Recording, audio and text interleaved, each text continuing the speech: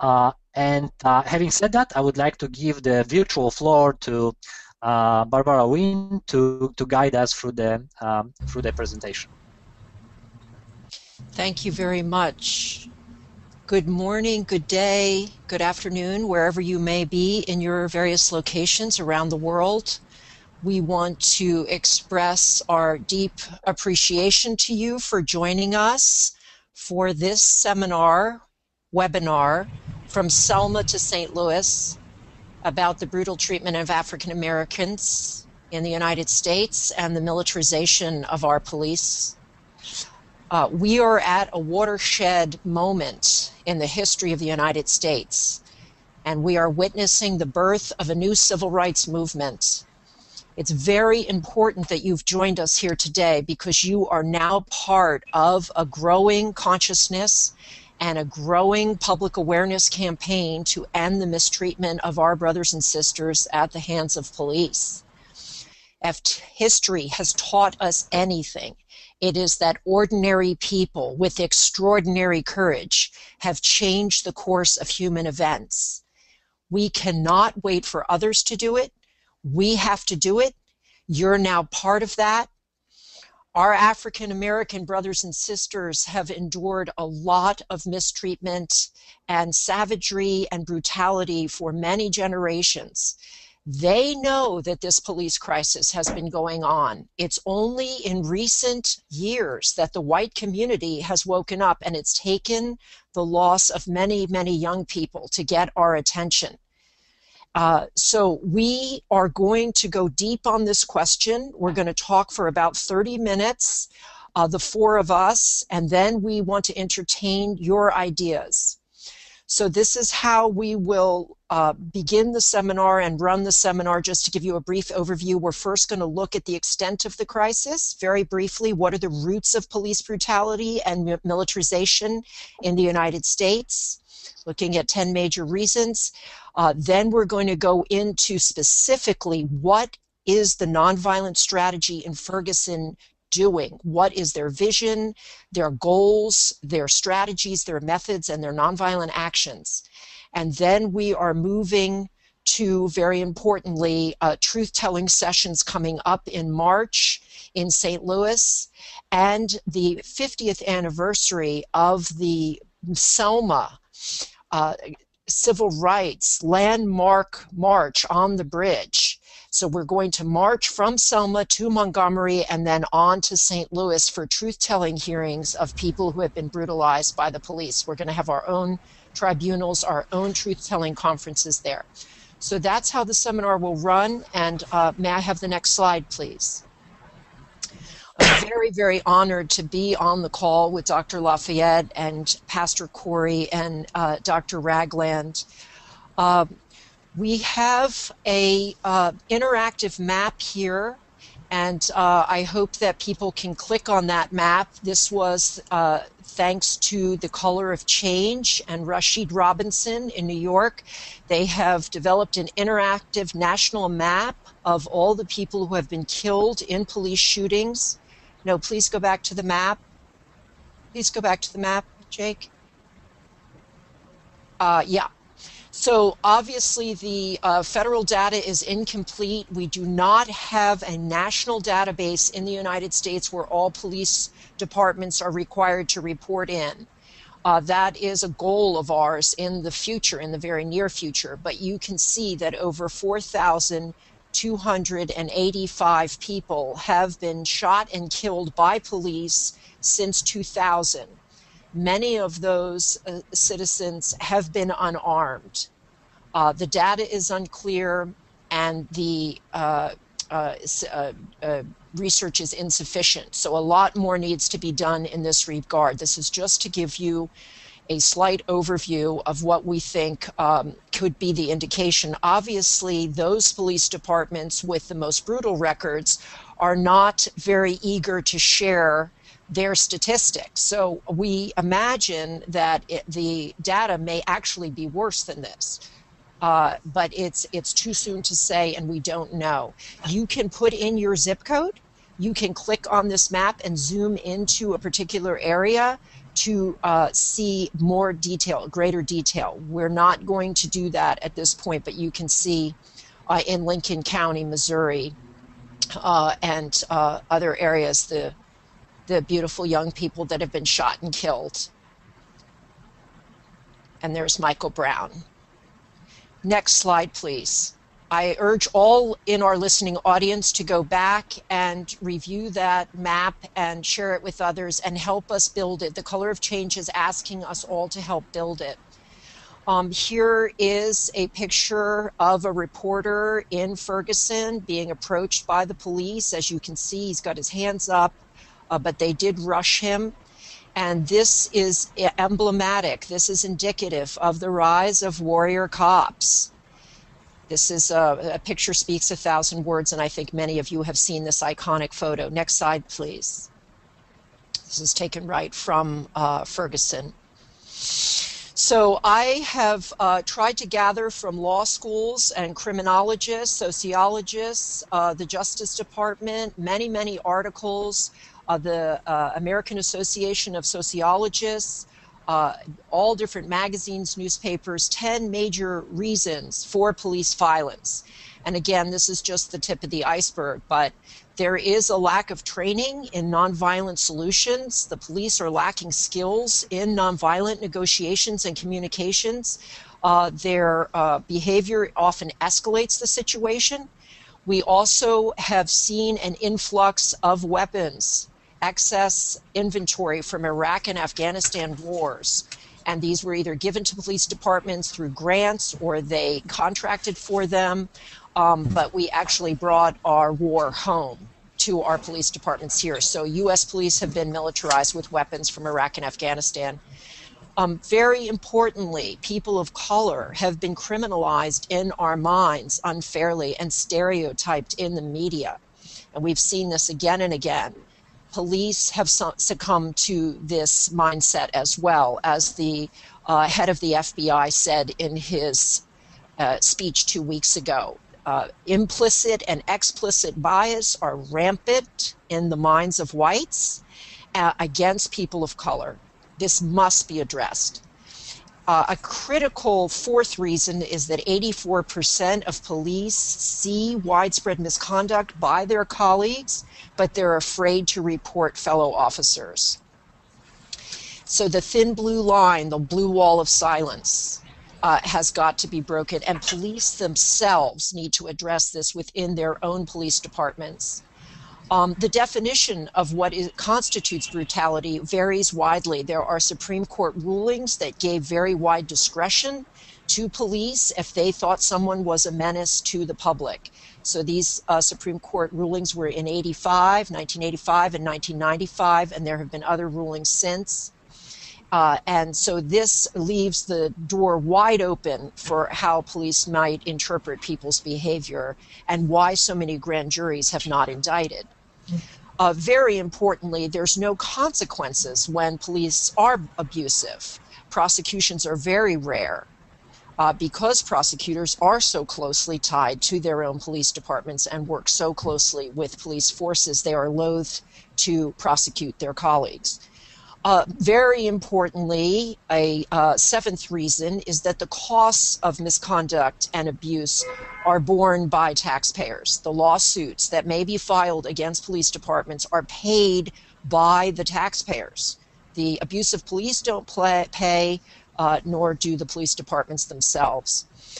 I have added one from my long experience of working in anti-war and peace movements, which is that the fallout from our wars in Central America in the 1980s gave rise to gangs coming across the border to U.S. cities. The Pentagon predicted this back in the 1980s and early 90s, that we were going to see some very lethal gangs coming into U.S. cities with a lot of weapons. Obviously, our gun control laws are greatly lacking. So a ninth reason that we're seeing the rise of police violence is many police feel under siege from so many guns on the streets, from domestic internal arms races happening here. And then finally, and perhaps most importantly, we have a deep, deep sense of shame about U.S. history and what has happened in our country. And criminalizing people of color is a way to deflect our responsibility about this. So we need to have deep, deep soul-searching conversations and dialogues and reparations about the history of the United States going back to slavery times. Next slide, please.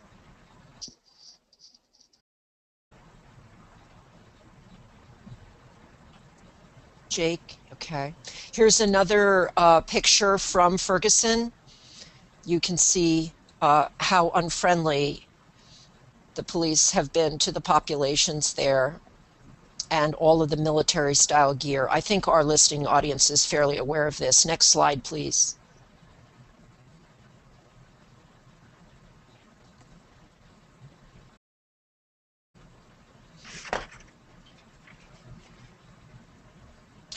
So these are some of the nonviolent strategies that I'm proposing and I've gathered from others and research to counter police brutality.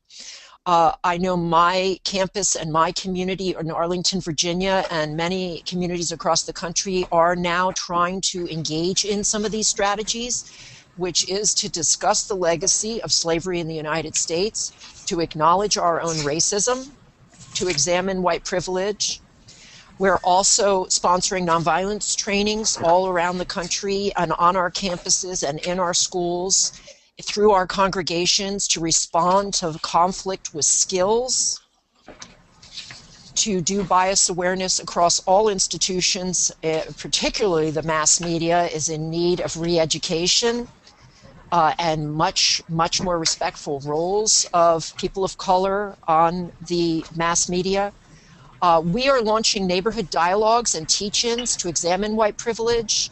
In the Virginia public schools and many other schools across the country, we're having courageous conversations to reverse bias. These are among teachers and staff and administrators.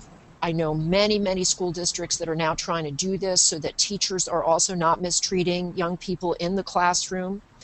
The whole cradle to prison pipeline.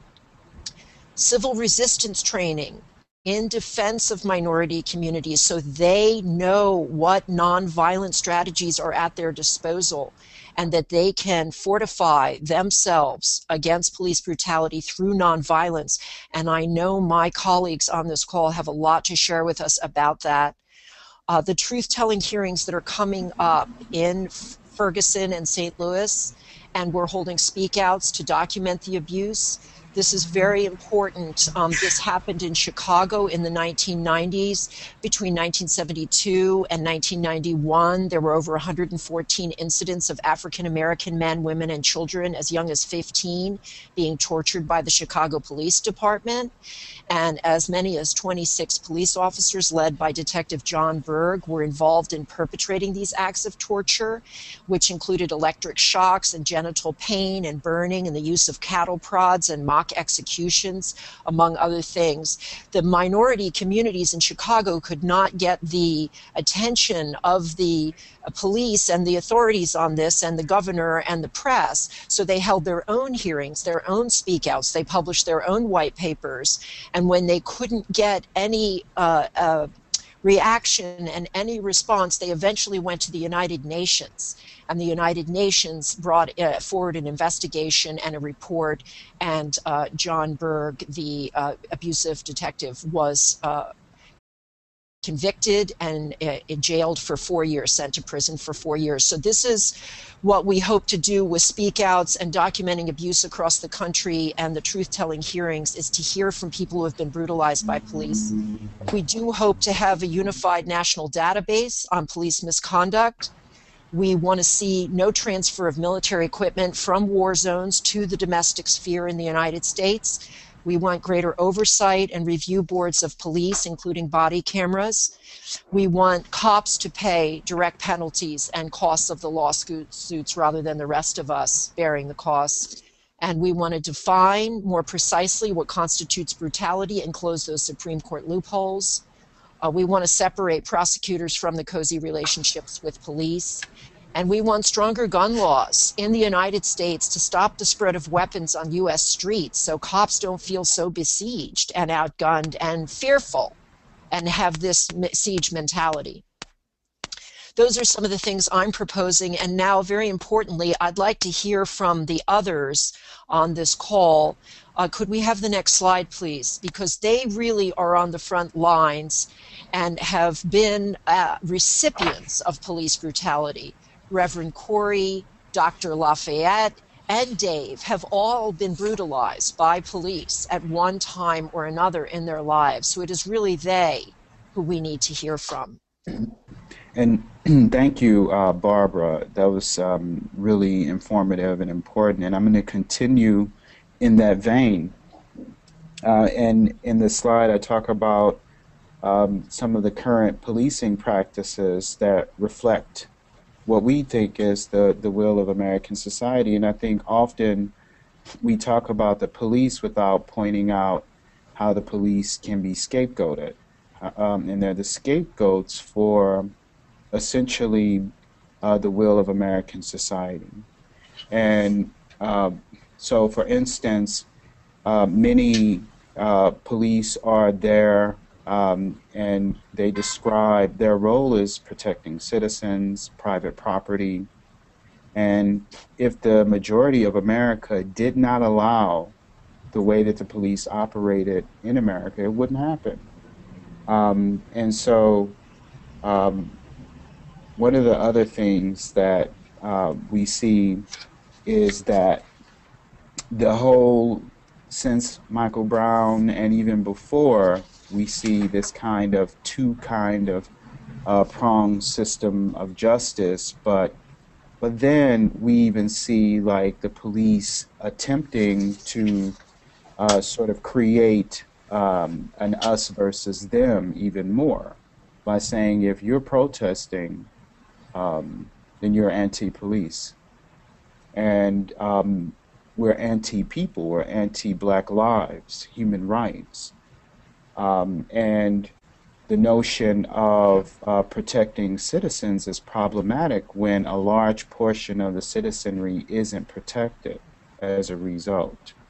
And we see this in a larger system, essentially, of winners and losers. There are some winners in this system, and if you have the economic resources and the white privilege and the background, then you're a winner, essentially. And we see another group of scapegoats, you know, those young African Americans and people of color who are criminalized by the police, and it's allowed by the rest of America to say, well, look, these are criminals. So it's that justification for that treatment.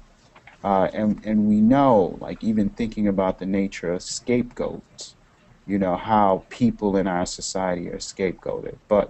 And so while I do talk about, you know, police being scapegoated, police also have this huge power and responsibility. Next slide.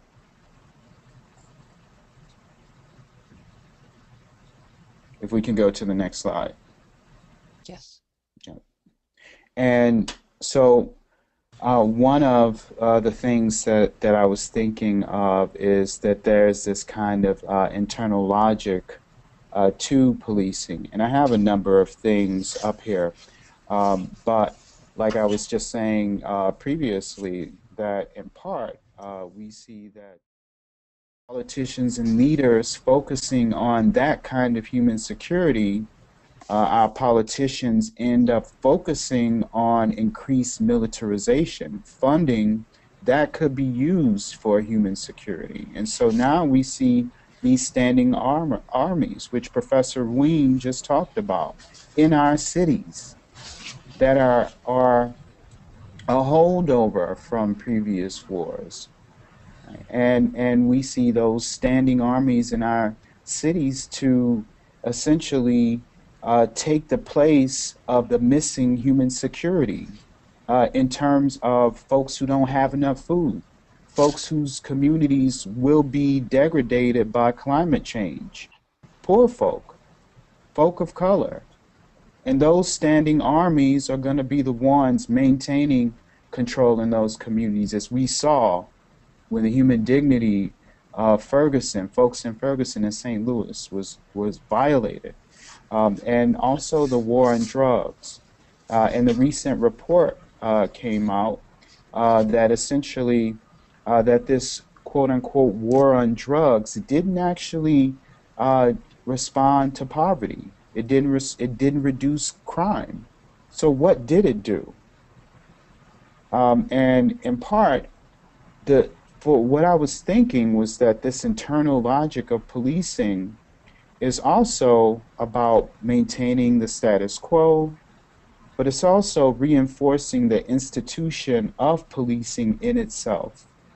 So, in other words, that money is being spent on policing, and the arguments given is that the money spent will actually increase our security, but it doesn't.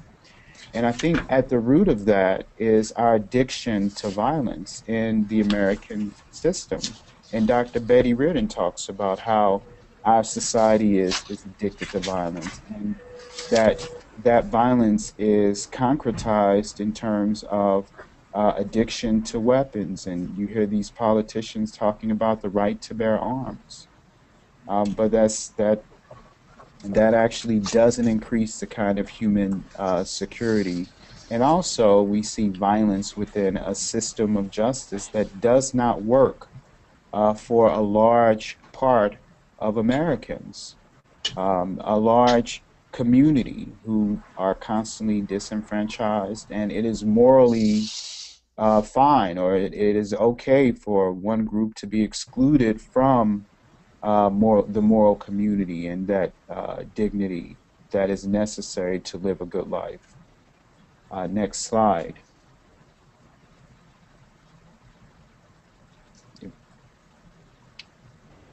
And we have Pastor Corey Bush, who's going to continue from here and talk about the movement.